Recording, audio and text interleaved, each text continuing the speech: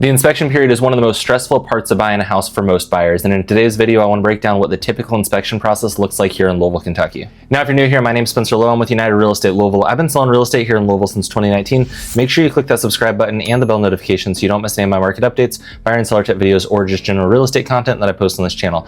Also, down in the description you're going to find my 7 mistakes that I see homebuyers making in today's market. I've linked it down below. It's completely free to download, so go and grab that. It's just a free resource for you. I've also got my cell phone number and a link to schedule a Zoom call with me, so whatever's easiest, text me, call me, or schedule a Zoom call with me. If you're thinking about buying a house this year, let's get the process started. With all that being said, let's jump into the video. All right, now keep in mind, every contract is different, so it's important that you talk to your agent about your options in the inspection process before you make an offer on a house, because every contract is different, so your options could be completely different than the ones we talked about today. So I just want to make sure that you know that up front. Today we're talking about the typical home inspection process, but every contract is different. Depends on what you negotiated on the front end of the deal in terms of what you have options for in the inspection period. So just keep that in mind. With that being said, let's jump into it. So the first thing I think we should talk about is what is a home inspection. So a home inspection is essentially just a general review of the house's condition. They're going to check things like the attic. They're going to check the crawl space, the basement. They're going to check the electric systems of the house. They're going to check the HVAC systems of the house. They're going to check all the major systems of the house and make sure that they're working in the proper way that they should be. They're also going to look for different things that might be safety hazards, things like cracked outlet covers, maybe an outlet that's not GFCI protected, that's right next to a sink, different things like that that might be safety hazards. They might also flag. So it's really important to realize that up front. And then the other thing that you should know about a home inspector is they are a jack of all trades in a sense. Okay, they know enough about the electric to tell you something's wrong. They know enough about the plumbing to tell you something's wrong. They know enough about the roof to tell you that's not done the right way. But they're not going to be your, go-to person for how to fix it necessarily. Now, sometimes they can be, they can tell you, hey, this isn't done right, it needs to be done this way.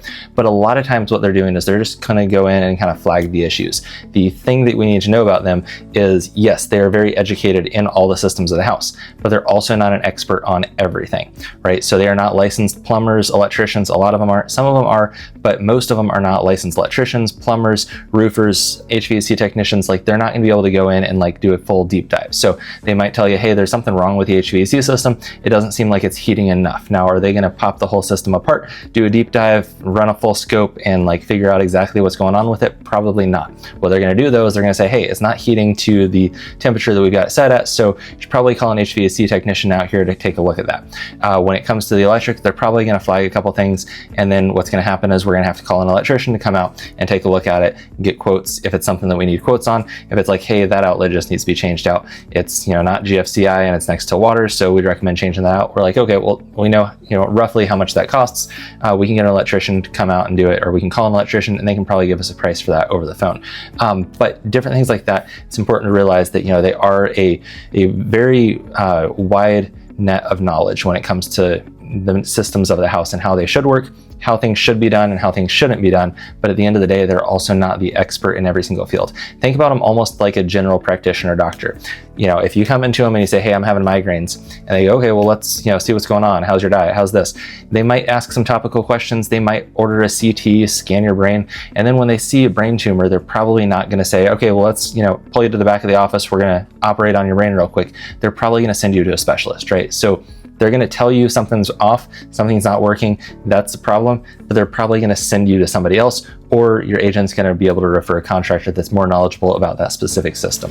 Alrighty, so the home inspection process, one thing that we need to talk about is the inspection period. So here in Louisville, the inspection period starts the day after the contract is accepted. So, if it's accepted on the 1st of the month, day 1 is technically the 2nd of the month. So if it's March 1st that we accept the contract, March 2nd is the first day of the contract. Now, with that being said, once we have our inspection period, we're going to put that little spot on the contract is blank. So we can put 10 days, we can put 7 days, we can put 12 days. It really just depends, and it's all a negotiation to see how many days we can get. Most of the time, a lot of times we see 10 days on that contract. With that being said, we need to get our home inspection done in that time frame.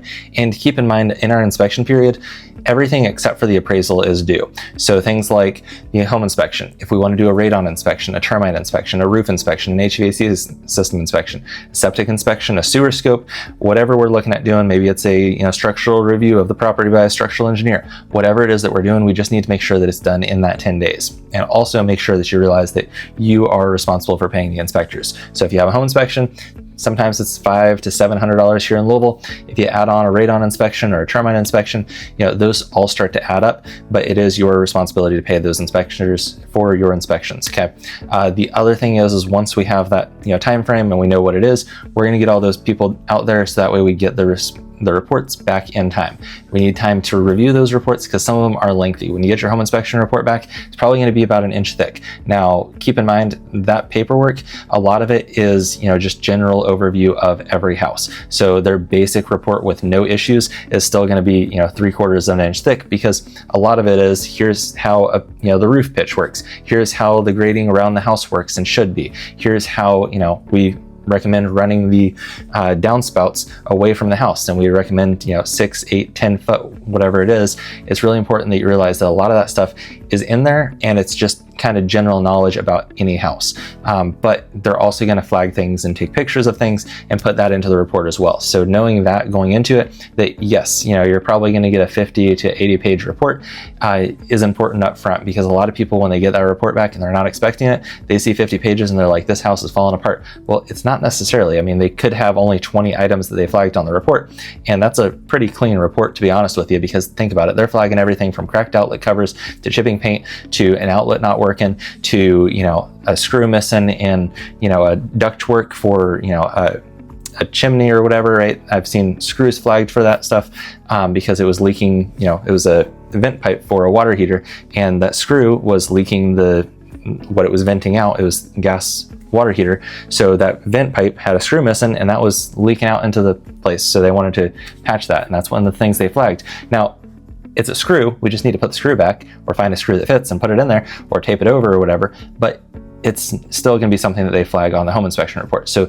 some of the stuff is really, really small, cracked outlet covers, maybe some chipping paint, a door handle being looser, leaky sink, something like that. A lot of things on these reports are smaller. On occasion, you will see stuff like, hey, the roof looks like it's probably at the end of its life. The HVAC system probably needs to be changed out soon. It doesn't seem to be working, and it's 25 years old. Whatever it is, we just need to make sure that we know that going into it. They do flag a lot of small stuff, and sometimes we also see some bigger things on that report as well. So knowing that going in, that sometimes there are a lot of small things, but it's not really a big deal if we see 80 items in a report, because if 75 of them are minuscule things like cracked outlet covers that we can do for $1, it's probably not necessarily meaning that the house is falling apart. It just means we've got a little bit of TLC to show the house a little bit of love before we move in.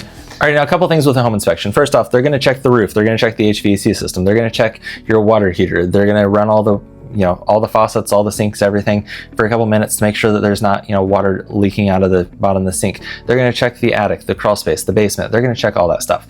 But keep in mind as well, they aren't going to do something overly invasive. So they're not going to open up the whole HVAC system and crawl through it with a microscope and make sure everything looks perfect. They're not going to open up the water heater and make sure that there's no issues internally. A lot of that stuff, it's not something that is inspectable. Now, with that being said, they are going to be able to tell you, and flag issues like, hey, we turned on the furnace and there's not any hot air coming out of it. We don't know what's going on with it, but you should probably call an HVAC technician and have them take a better look at it. Things like that are really important to know about a home inspector. They're not necessarily there to address every single issue.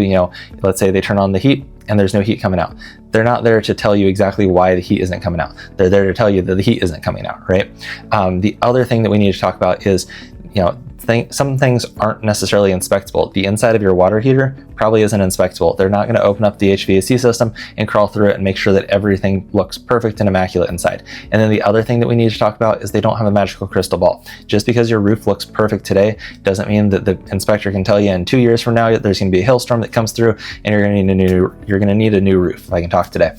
So it's important to know that stuff up front, that they don't have a magical crystal ball, and some things just aren't inspectable, but they are going to go through the whole house and make sure that they do a really thorough job in telling you what is working and what's not working. Now, should a home buyer actually attend the home inspection? Well, it really depends. A lot of times I recommend that my clients at least come to the final review with a home inspector. Now, what that is we essentially, let's say the inspection starts at 9 and runs till 10:30. Home inspector gets there at 9. They're there for, an hour and a half, and then we call the home inspector, before the inspection, and we say, hey, I'd really like to be there for the final review to walk through everything with you. What time should I get there? They're going to say, hey, get there around 10:20 to 10:40ish. We should be finishing up around that time. We show up then, preferably 1020, so that way we don't miss them. And then once we do that, they're going to walk us through the whole house with a report. They're going to say, hey, this issue is over here, that issue is over there. If you've got questions on issue number 14, they're going to explain what the problem is with number 14 and why it's an issue, what needs to be addressed about it. Is it a big deal? Is it not a big deal? And they're able to kind of talk you through the problems of the house. So it's really important. I always recommend that my clients at least attend for the final review. You can come for the whole thing, but let's just be really honest. It's going to be kind of awkward. You're going to be following the inspector around. They might be able to point some extra stuff out, but they're also going to have the full report with everything they found wrong in the house. So it's important that, they're walking you through that end report. Now, on top of that, the other thing is people who might not be able to make it to the home inspection. Maybe you've got work that day, you can't make it. That's completely okay. They're going to get you a full report. We're going to review the full report. You're going to review the full report, see what questions you've got, and then you're going to call the home inspector and you're going to say, hey, could you walk me through this report? And they're going to walk you through that report. They'll pull it up on their laptop and they'll go through the whole report with you.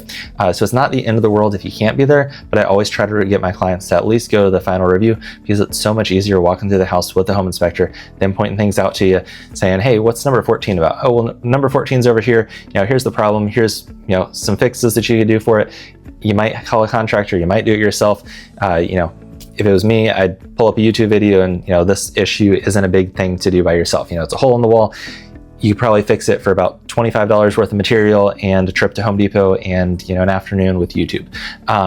It really just depends, but, on the issue and what they're actually looking at addressing. But with that, it's important that, doing that final review with the home inspector, it gets us a lot of clarity on the issues of the house. All right, so we got the home inspection back. There's some issues. We got the termite inspection back. There's some issues. We got the HVAC system inspection back.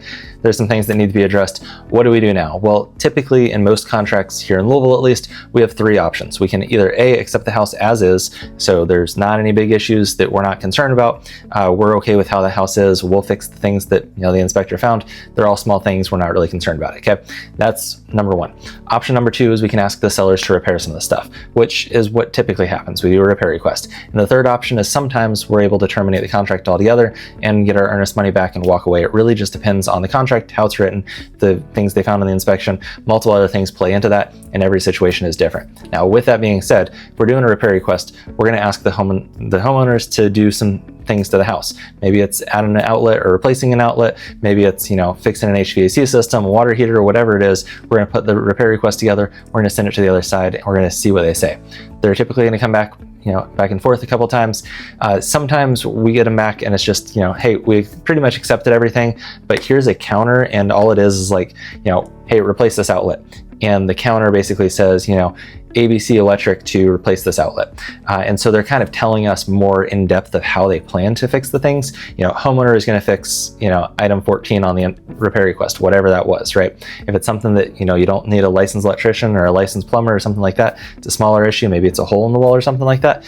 Maybe that's acceptable for you. It really just depends on the situation, what it is, and all that stuff. Everything is negotiable. Everything is, possibility to get fixed, possibility for a credit or something like that. So just keep that in mind that, it's all negotiable. Maybe they come back and all together say, hey, we're just going to give you a flat allowance towards your closing costs at closing. You're going to save the money at the closing table. You won't bring it, but then that money that's left in your bank account, you get spent on the repairs. And maybe that's acceptable. Maybe it's not. It really just depends on the situation for you and what you're comfortable with. Now, if you have any questions about home inspections, buying a house, selling a house, whatever it is, give me a call or shoot me a text. I'd love to talk to you. I've got my phone number down in the description, and we can kind of walk through any concerns that you've got about the inspection process, the home buying process, the mortgage process, whatever it is. I'd love to help you out. Once again, my name is Spencer Lowe. I'm with United Real Estate Louisville. Make sure you click that subscribe button and the bell notification before you go. I'll see you in the next one.